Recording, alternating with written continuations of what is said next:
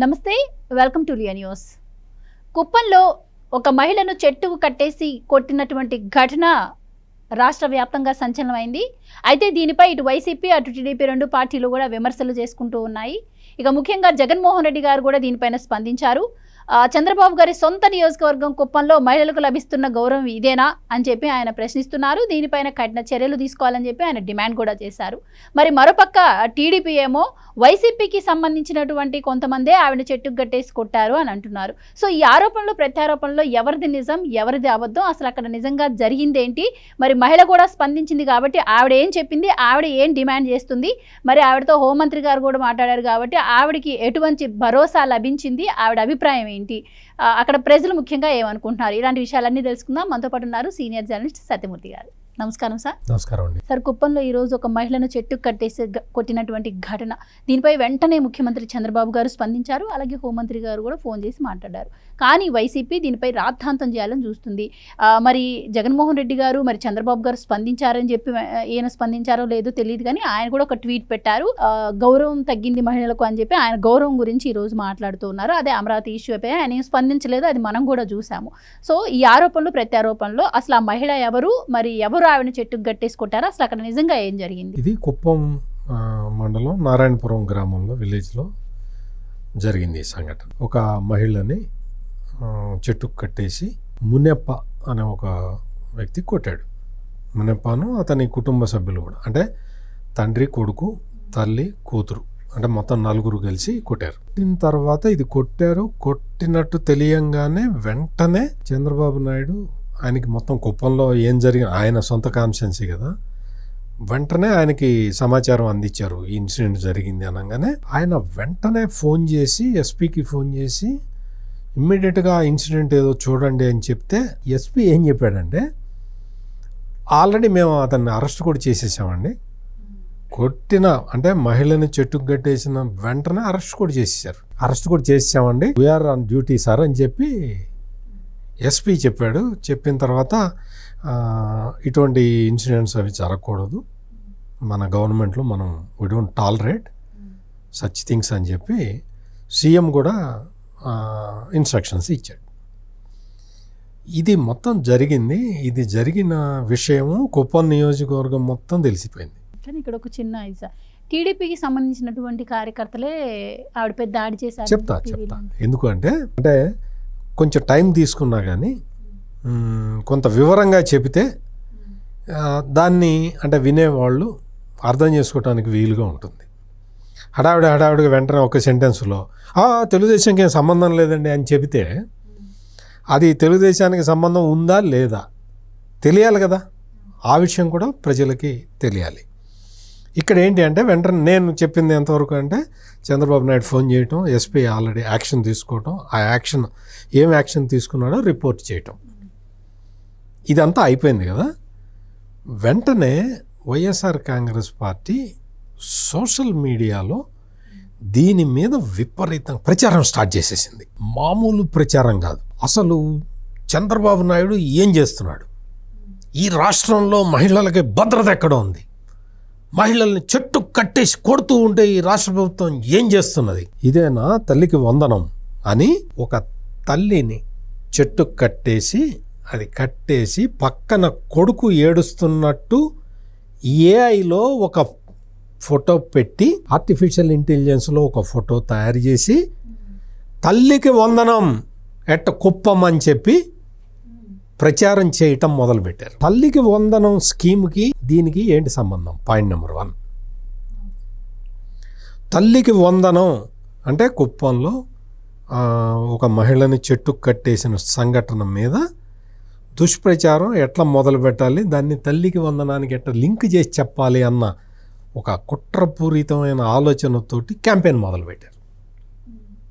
Campaign మొదలుపెట్టిన తర్వాత చంద్రబాబు నాయుడు వాళ్ళందరూ ఇంకా తెలుగుదేశం పార్టీ చూసింది, ఇదేంటి ఇట్లా జరిగింది. చంద్రబాబు నాయుడు ఏంటంటే ఆయన ఎస్పీతో మాట్లాడాడు, యాక్షన్ తీసుకున్నాడు, వాడిని అరెస్ట్ చేశారు, ఆ సంబంధం నలుగురు అటాక్ చేశారు, నలుగురిని అరెస్ట్ చేశారు, ఆడ కూర్చోబెట్టారు. మనం యాక్షన్ తీసుకున్నాం కదా అని తెలుగుదేశం వాళ్ళు అనుకుంటున్న టైంలో వైఎస్ఆర్ కాంగ్రెస్ పార్టీ సోషల్ మీడియాలో తల్లికి వందనంతో ఈ సంఘటనని లింక్ చేసి ప్రచారం మొదలు. ఇది జరిగిన తర్వాత ఇంకా చాలామందికి డౌట్ వచ్చింది, ఏంటి ఇది, ఇట్లా జరిగిందా, నిజంగా ఇట్లా జరిగిందా. తీరా తెలుగుదేశం వాళ్ళు దీని మీద మొత్తం ఎంక్వైరీ చేశారు. అసలు ఏం జరిగిందో తెలుసుకోవాలి కదా వాళ్ళు కూడా. చివరికి ఆ చెట్టుకు గట్టేసి కొట్టిన వాడు ఎవడైతే ఉన్నాడో వాడి పేరు మునికన్నప్పో ఏదో ఉంది, వాడు ఎమ్మెల్సీ భరత్ అనుచరుడు. ఎమ్మెల్సీ భరత్ అంటే చంద్రబాబు నాయుడు మీద కుప్పంలో పోటీ చేసిన వ్యక్తి. అతని అనుచరుడు ఇతను. ఇతను ఏం చేస్తాడంటే కాల్మనీ టైప్ అనమాట. అంటే డబ్బులు అప్పు ఇస్తూ ఉంటాడు.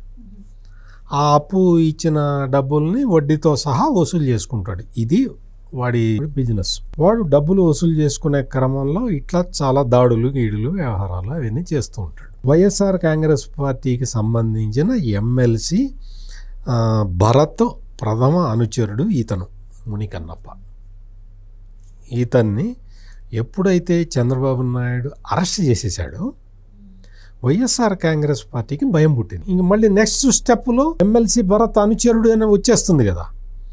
ఎమ్మెల్సీ భరత్ అనుచరుడు అన్న విషయం బయట ప్రపంచానికి తెలియక ముందరే జగన్మోహన్ రెడ్డి క్యాంపెయిన్ మొదలు పెట్టేశాడు. మొత్తం క్యాంపెయిన్ వాస్తవానికి ఆ మహిళ ఎవరైతే చెట్టుకి కట్టేశారో ఆ మహిళ పేరు కూడా చెప్పొచ్చు, కానీ పబ్లిక్లో మనం ఆ పేరు చెప్పడం అనవసరం. ఆమెకి తెలుగుదేశం పార్టీకి సంబంధం లేదు.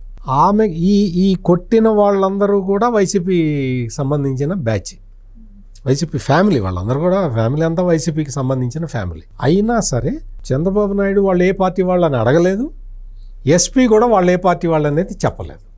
ఇక్కడ పార్టీల గొడవ కాదు కదా, ఇది ఒక మహిళని చెట్టు కట్టేసి అమానుషంగా కొట్టడం అనే సమస్య. ఇది సామాజిక సమస్య. ఇందులో కుల ప్రసక్తి లేదు, మత ప్రసక్తి లేదు, పార్టీ ప్రసక్తి లేదు. అందుకని చెప్పి ఇది ఒక లా అండ్ ఆర్డర్ ప్రాబ్లంగా ట్రీట్ చేసి పోలీసులు యాక్షన్ తీసుకున్నారు. ముఖ్యమంత్రి కూడా అదే విధమైన ఆదేశాలు ఇచ్చారు. ఇక్కడ రాజకీయం కావాల్సింది జగన్మోహన్ రెడ్డి. అది కూడా ఎమ్మెల్సీ భరత్ అనుచరుడు అని బాహ్య ప్రపంచానికి తెలిసే లోపు అసలు చంద్రబాబు నాయుడు పాలనలో మహిళలకి భద్రత లేదు అని మొదలుపెట్టేసి మీరు కూడా చెప్పారు కదా, ట్వీట్ పెట్టేశాడు. అసలు రాష్ట్రంలో ఆడపిల్లలు ఎట్ట బతకాలి నువ్వు చెప్పాలా, నువ్వు చెప్తావా అంటే జగన్మోహన్ రెడ్డి పాలనతోటి మామూలుగా ఎక్కడ సోమాలియా హిమాలయ దేశాలు కూడా పోల్చుకోవు. అంత దారుణమైన పరిస్థితులు చూసాం ఆంధ్రప్రదేశ్లో. ఇప్పుడు వెంటనే ఇన్సిడెంట్ జరిగిందని తెలియగానే చంద్రబాబు నాయుడు ఆదేశాలు ఇచ్చేటప్పటికే ఎస్పీ అరెస్ట్ చేశాడు వాళ్ళు. అంటే ఇంత క్విక్ యాక్షన్ ఎప్పుడన్నా తీసుకున్నావా జగన్మోహన్ రెడ్డి అని ప్రశ్నించాల్సిన అవసరం అయితే ఉంది. మనం కూడా ఏంటి అంటే ఈ జగన్మోహన్ రెడ్డి రాజకీయాలు తీసుకొచ్చి ఇందులో కలిపేశాడు కదా అని మనము దీన్ని రాజకీయ కోణంలో చూడకూడదు. అయినా సార్ పార్టీ ఓడిపోయిన తర్వాత ఆ పార్టీని పనిచేసినటువంటి మహిళా కమిషన్ చైర్పర్సన్ వాసిరెడ్డి పద్మ గారే బయటకు వచ్చి స్టేట్మెంట్స్ ఇచ్చారు కదా, నేను మహిళల సమస్యల గురించి తీసుకెళ్ళి చెప్తే జగన్మోహన్ రెడ్డి గారు పట్టించుకునే వాళ్ళు కాదు, ఇంట్రెస్ట్ చూపించేవాళ్ళు కాదు అని చెప్పి. అలాంటిది ఇప్పుడు జగన్మోహన్ రెడ్డి గారు వచ్చి ఇందాక నేనట్టు అమరావతి మహిళల గురించి కించపరుస్తూ మాట్లాడితే స్పందించలేదు. ఇప్పుడు దీన్ని మరి రాజకీయం చేయడానికి కోసమే ఈ విధంగా మాట్లాడుతున్నారు అనుకోవచ్చా? ఖచ్చితంగా. ఇప్పుడు అతని ఇంటెన్షనే అది. మొత్తం రాష్ట్రంలో శాంతి భద్రతలు లేవు అని చెప్పి చెప్తుంటాడు. నీకు ఇప్పుడు అరెస్ట్ చేసిన వాడు ఉన్నాడు కదా మునికన్నప్ప దగ్గరికి వెళ్ళి అడుగు జగన్, మునికన్నప్ప నీ బాస్ ఎవడు అని అడుగు. వాడు ఎమ్మెల్సీ భరత్ అనో ఏదో చెప్తాడు కదా. అప్పుడు నువ్వు ఎమ్మెల్సీ భరత్ మీద యాక్షన్ తీసుకుంటావా? ఒక దళిత డ్రైవర్ సుబ్రహ్మణ్యాన్ని మర్డర్ చేస్తే అనంతబాబు అనే వ్యక్తిని పక్కనే కూర్చోబెట్టుకొని ఎలక్షన్ క్యాంపెయిన్ కూడా చేసిన వాడు జగన్మోహన్ రెడ్డి. ఇప్పుడు ఈ ఎమ్మెల్సీ భరత్ని ఏమనగలుగుతాడు, ఏమంటాడు? ఈ భరత్ ఎవరు మనిషి?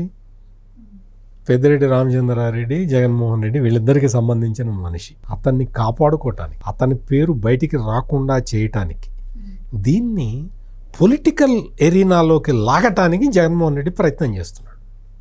ఇది మనం అందరం అర్థం చేసుకోవాల్సిన విషయం. మనం ఇక్కడ ఈ జరిగిన ఇన్సిడెంట్ని రాజకీయాలతోటి సంబంధం పెట్టి మాట్లాడాల్సిన అవసరం మనకి లేదు. ఎందుకు అంటే అందులో 2 పార్టీల వాళ్ళు ఉంటే మనం మాట్లాడుకుంటాం. 2 పార్టీల వాళ్ళు కలిసి కొట్టుకున్నా లేకపోతే ఏదైనా చేసినా ఆ పార్టీ తప్పు అని కొంతమంది చెప్తారు, ఈ పార్టీ తప్పు అని కొంతమంది చెప్తారు. ఇక్కడ పార్టీలతోటి సంబంధం లేదు. అతను 80,000 ఎంతో ఇచ్చాడు. ఆ 80,000 అతను మునెప్ప అని చెప్పి ఆ అమ్మాయి హస్బెండ్ తీసుకున్నాడు. అది కట్టలేకపోయాడు. వీళ్ళు టార్చర్ పెడుతూ ఉంటే అతను భరించలేక ఊరి నుంచి పారిపోయాడు. ఆమెకు 3 పిల్లలు. ఆ 3 పిల్లల్లో ఒక పిల్లవాడు దివ్యాంగుడు. 2 పిల్లలు కరెక్ట్గా ఉన్నారు. ఆ 2 పిల్లలు చదువుకోవటానికి వెళ్తున్నారు. ఒక అబ్బాయి చదువుకోవటానికి వెళ్తున్నట్టున్నాడు. అతనికి సంబంధించి ఈ అమ్మఒడి కార్యక్రమాలు ఇవన్నీ కూడా వచ్చినాయి. ఎవరైతే దివ్యాంగురాలైన బిడ్డ ఉన్నదో అతను అమ్మాయి ఎవరో పెన్షన్ వస్తున్నది. ఈ అమ్మాయి ఏం చెప్పింది అంటే, అయ్యా నేను కడతాను, మా ఆయన పారిపోయాడు, అప్పు తీసుకొని పారిపోయాడు, అప్పు తీసుకున్నమాట వాస్తవం, నీకు 80,000 కట్టాలి, నాకు నా వికలాంగుడైన పిల్లవాడికి పెన్షన్ వస్తుంది. చంద్రబాబు నాయుడు వచ్చిన తర్వాత పెన్షన్ పెంచాడుగా, పెన్షన్ పెంచాడు. నేను ఖచ్చితంగా నీ డబ్బులు చెల్లిస్తా అంటే ఎంతో నెలకు 10,000 ఇచ్చినా కానీ 8 నెలలు అయిపోతుంది కదా అని ఆ తల్లి చెబుతూ ఉంటే, ఆ తల్లి మాట వినకుండా ఆ తల్లి ఆ పిల్లాడిని టీసీ తీసుకొని వస్తున్నది. అంటే బహుశా అమ్మఒడి క్లెయిమ్ చేయడానికో ఏదో సంథింగ్, అమ్మఒడి కూడా వస్తుంది కదా, డబ్బులు పడతాయి కదా, ఈ అప్పు తీర్చేయచ్చు అన్న ఇంటెన్షన్ తోటి ఆ తల్లి పిల్లాన్ని తీసుకొని వస్తూ ఉంటే ఈ వైసీపీ మంద అటాక్ చేసి ఆ టీసీని చించేసే ప్రయత్నం చేశారు. పిల్లవాడి భవిష్యత్తు ఏంటి కావాలి? ఆ టీసీ చించేస్తే ఇంకా ఏ స్కూల్లో అడ్మిట్ చేసుకోకపోతే పిల్లవాడికి రావాల్సిన తల్లికి వందనం కూడా రాకుండా ఉంటుంది కదా. టీసీ చించేయబోయారు అనేది వాస్తవం. అందుకని టీసీ చించేయబోయాడు అనేది బయటకు వస్తే వైసీపీ చేసిన అఘాయిత్యం బయటకు వస్తుంది. కాబట్టి దీన్ని తల్లికి వందనంతో లింకు చేసి ఇందాక నేను చూపించినట్టు ఏఐ టెక్నాలజీ తోటి తల్లిని చెట్టుకు కట్టేసినట్టు పిల్లాడు పక్కన ఉన్నట్టు ప్రచారం మొదలుపెట్టేశారు. ఎంత దుర్మార్గం చూడండి, ఎంత ఇన్హ్యూమన్. జరిగిన సంఘటన ఏంటి, దాన్ని వక్రీకరించి చెప్తున్నది ఎవరు? తల్లికి వందనంతో సంబంధం ఏంటి? ఆ అమ్మాయి తన పిల్లవాడికి టీసీ తీసుకొని వెళ్ళి ఆ తల్లికి వందనం క్లెయిమ్ చేద్దాం అనుకుంటున్నదేమో. దానికోసం వెళుతూ ఉంటే ఆమె మీద దాడి చేసి టీసీని జించేసి ఇటువంటి ప్రయత్నం చేసి దాన్ని తెలుగుదేశం వాళ్ళు చేసినట్టుగా చెప్పటం. మళ్ళీ తెలుగుదేశం వాళ్ళు చేసినా చంద్రబాబు నాయుడు అరెస్ట్ చేస్తాడు కదా, ఎవరు చేసినా చంద్రబాబు నాయుడు అరెస్ట్ చేస్తాడు కదా. మహిళల మీద చెయ్యి పడితే అదే వాడికి ఆఖరి రోజు అని డిక్లేర్ చేసిందే చంద్రబాబు నాయుడు కదా. జగన్మోహన్ రెడ్డి ఏ రోజు నన్ను వచ్చి చెప్పాడు అట్లా? జగన్మోహన్ రెడ్డి వచ్చి ఆడపిల్లల జోలికి వెళ్ళొద్దని ఎప్పుడైనా చెప్పాడా? ఏ సందర్భంగానే చెప్పాడా? పవన్ కళ్యాణ్ 3 పెళ్ళిళ్ళ గురించి తప్ప జగన్మోహన్ రెడ్డి ముఖ్యమంత్రిగా ఉన్నంతకాలం పిల్లల్ని కూర్చోబెట్టి చక్కగా చదువుకోండి ఆయన, నాలాగా కాపీ కొట్టి పాస్ కామాకండి అని చెప్పాడా? చెప్పలేదుగా. అంటే నైతిక వర్తనని నేర్పుతున్నాడు చంద్రబాబు నాయుడు. ఇక్కడ చేసిందంతా దారుణం, చేసిందంతా అటాక్ చేసిందంతా, ఒక మహిళను చెట్టుకు కట్టేసిందంతా వైసీపీ బ్యాచ్.